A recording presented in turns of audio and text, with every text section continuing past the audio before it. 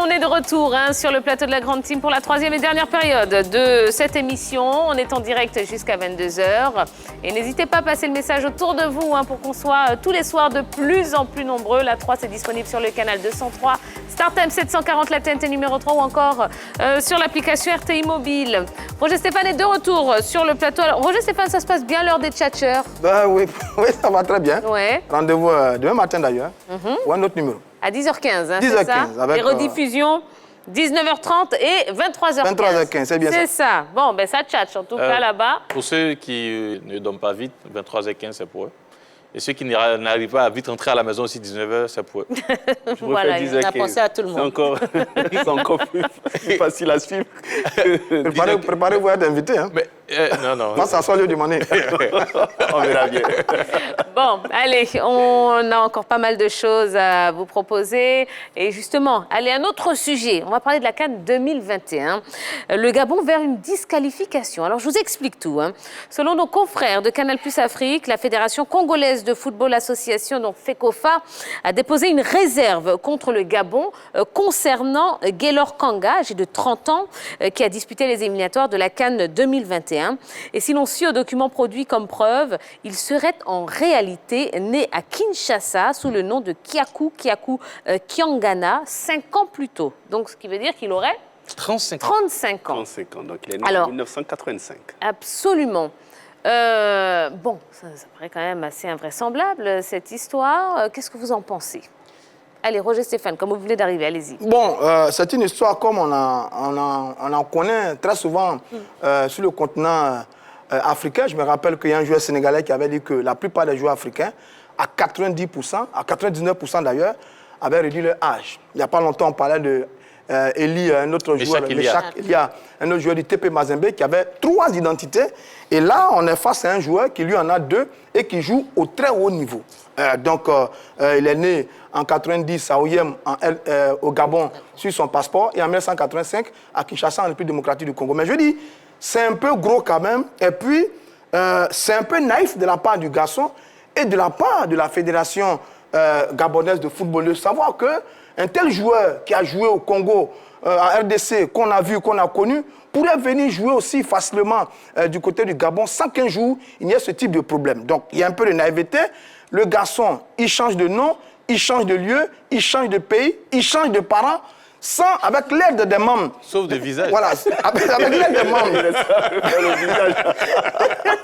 Il a tout changé. Et là, il a été pris. Donc, avec la Dans la peau d'un autre. Non, allez, un peu de sérieux. Non, mais c'est très sérieux. C'est très sérieux. Il a tout fait. Il manquait l'essentiel. Digne d'un héros des séries de Marvel. Donc, il change tout. Sans faire une demande de naturalisation au Gabon, avec la complicité de la fédération. Je trouve que c'est assez maladroit de la part du joueur et de la fédération gabonaise. Maintenant, les événements sont arrivés. Bon, on attend de voir la réaction de la Confédération africaine de football. Vraiment encore une histoire qui vient ternir l'image du football africain. 2 nations quand même qui comptent sur notre continent, le Gabon et la RD Congo, qui sont trempées dans de telles histoires à travers un joueur.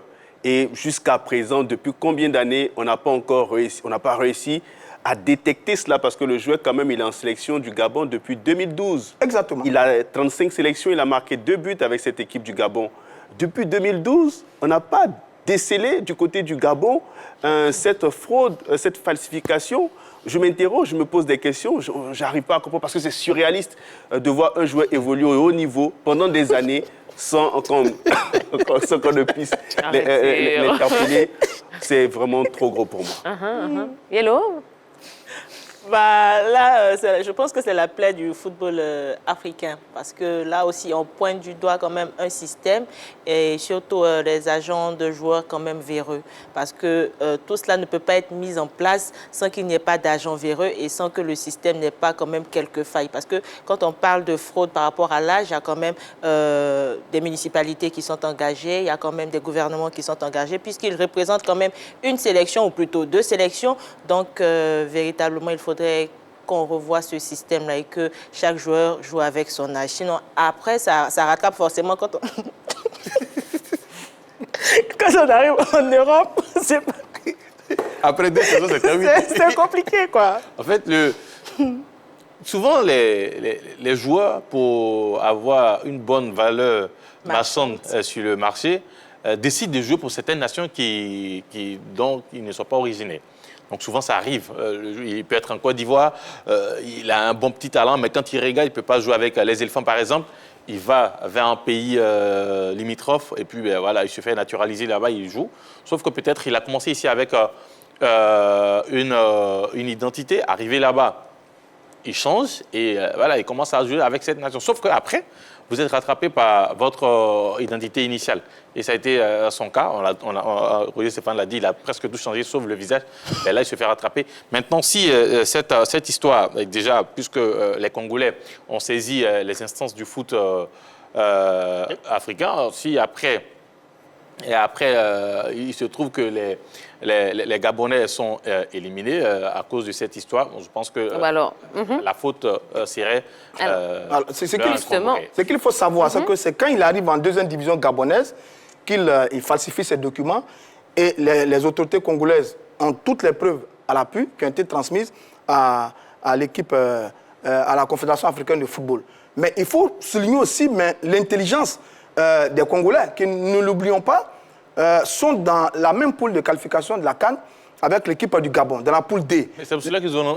La Gambie est qualifiée, le Gabon est deuxième avec 10 points, la RDC est troisième avec 9 points. Donc, en cas de décision contre l'équipe de la Gambie, eh bien, c'est la République démocratique du Congo. Contre le Gabon, c'est la République démocratique du Congo qui serait qualifiée pour la prochaine Coupe d'Afrique des Nations. Donc, c'est intelligemment joué. Bien joué, j'ai envie de dire, de la part des autorités de la RDC. Bon, alors justement, est-ce que le Gabon risque la disqualification avec une histoire pareille? Ah oui, si c'est vrai. Bien sûr. Si c'est vrai, le Gabon sera disqualifié parce que l'article 45, je pense, de la CAF en ce qui concerne les compétitions et autres, surtout sur les fraudes, est très clair. Le Gabon pourrait être suspendu pour 2 ans. Et puis, elle va pas d'abord, disqualification disqualifiée pour cette CAN et puis suspension. Je vais donner rapidement l'article 42.13 pour toute intention délibérée de frauder par falsification de documents officiels. La fédération concernée sera suspendue conformément au présent règlement et au code disciplinaire de la CAF. Ça fait partie des tests au niveau de la Coupe d'Afrique des Nations.